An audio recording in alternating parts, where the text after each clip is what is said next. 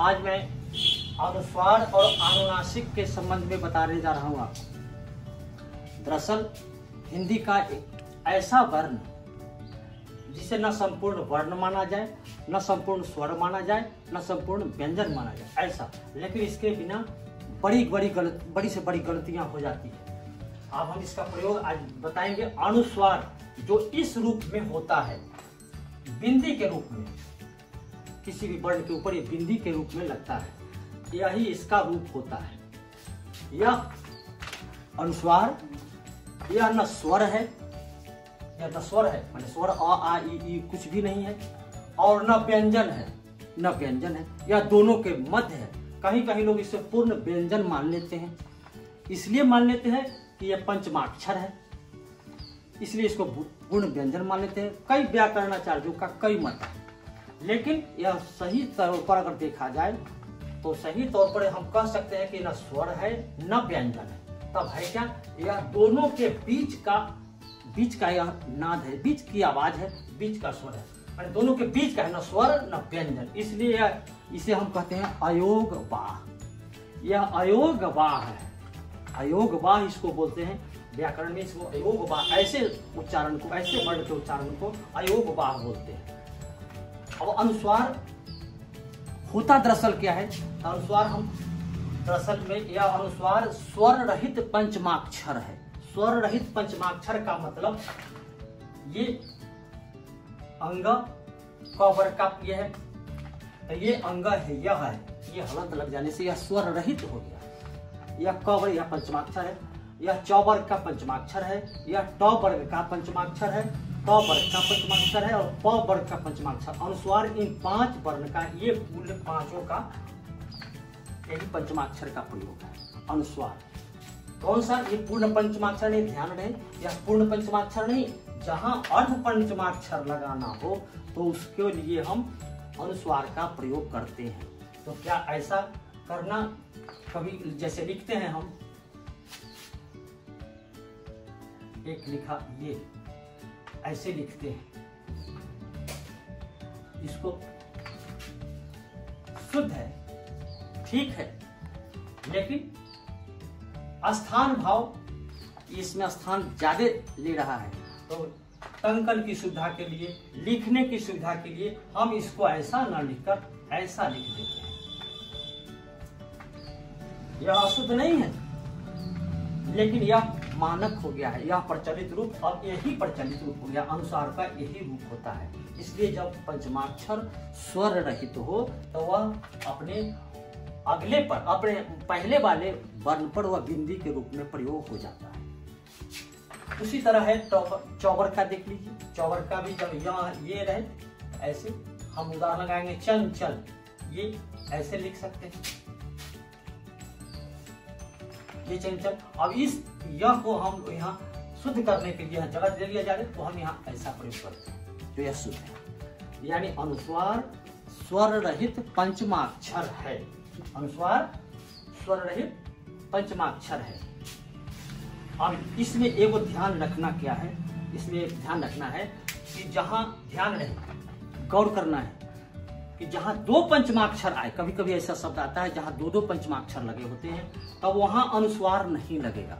जब 2 पंचमाक्षर आए तो वहां अनुस्वार का प्रयोग बिल्कुल नहीं करें, वह गलत माना जाता है। जैसे लिखा हमने बताया है, यह सम्मान, ये लिखा है सम्मान, यह भी पंचमाक्षर, यह भी पंचमाक्षर, दोनों पंचमाक्षर है, तो वहां इस पंचमाक्षर का, यह स्वर रहित पंचमाक्षर है, हम यहाँ बिंदी का प्रयोग न करेंगे, वहां तो गलत हो जाएगा। इसलिए हम स्वर रहित पंचमाक्षर का इस तरह प्रयोग करेंगे। जन्म, यह भी पंचमाक्षर है, यह भी पंचमाक्षर है, तो यह यहाँ उसका यह रूप होगा। संप्रति,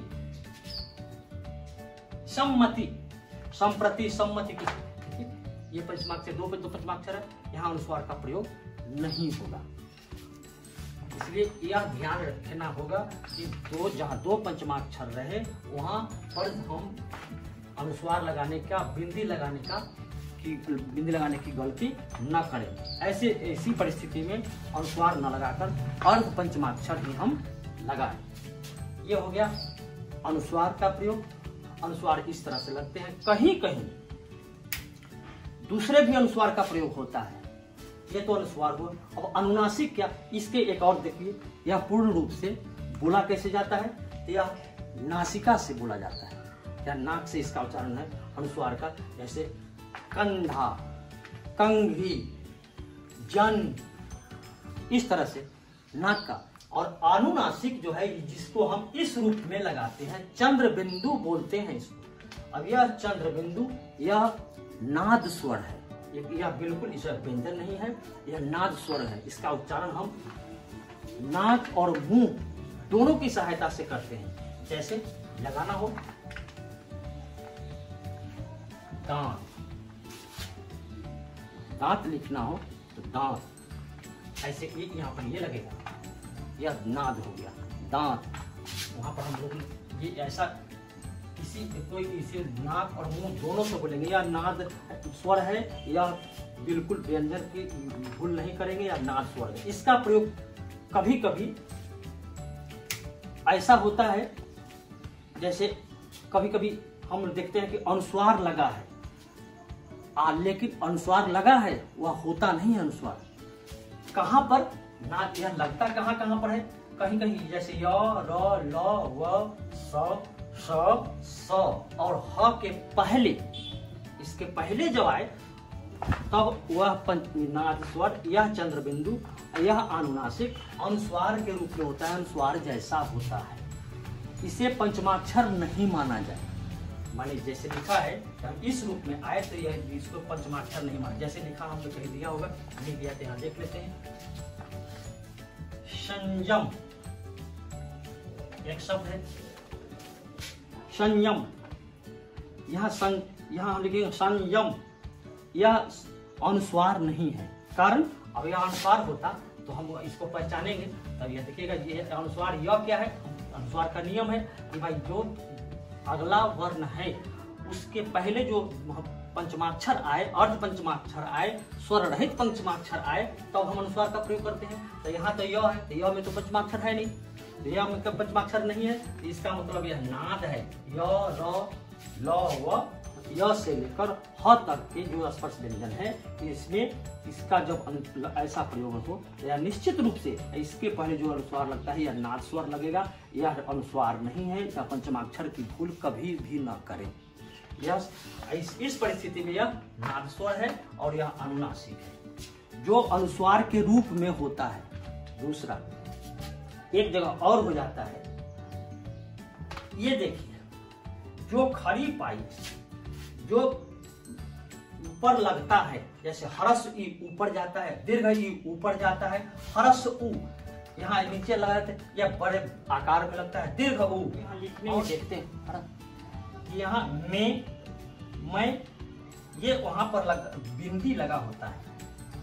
इसका विशेष प्रयोग जान लीजिए। अगर यह कहीं नहीं लगा है तो वह व्याकरणिक दृष्टि से गलत साबित हो जाता है, गलत हो जाता है। नहीं लिखा है तो वहां लगेगा। तो इस परिस्थिति में वहां उसका नियम है कि जहां ये स्वर आए जो ऊपर जाता है और वहां नाद स्वर लगाना है, वहां चंद्र बिंदु लगाना है, वहां अनुनासिक लगाना है, वहां अनुनासिक का यह रूप होगा। इसलिए यह अनुनासिक ऐसा न लगाकर केवल बिंदी लगते हैं, मैं और नहीं, इस जगह में जैसे यहाँ लगाना हो तो ये लगेगा।